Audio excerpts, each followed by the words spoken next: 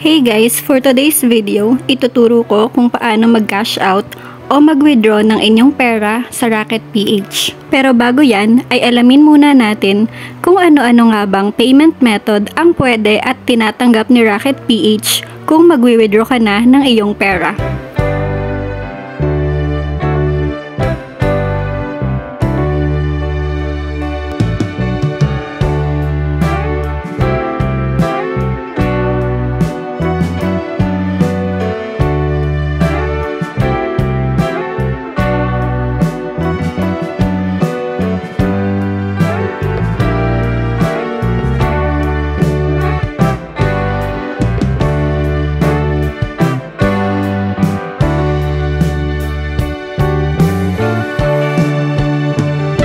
Ngayon, mag-withdraw na tayo at ang gagamitin ko sa pag-withdraw ay itong e-wallet na Maya. At tingnan din natin kung gaano kabilis papasok yung pera from my Rocket PH wallet to my Maya.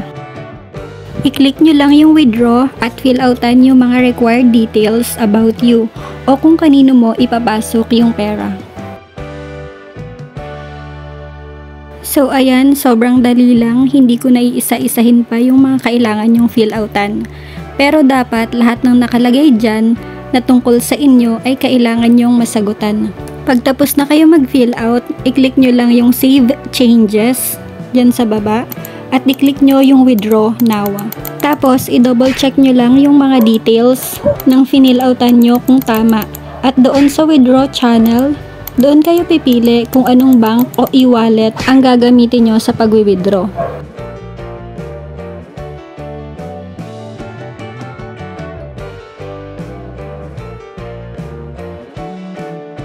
So as you can see, may processing fee siya na 25 pesos. Kaya 107 pesos na lang ang papasok sa aking Maya wallet.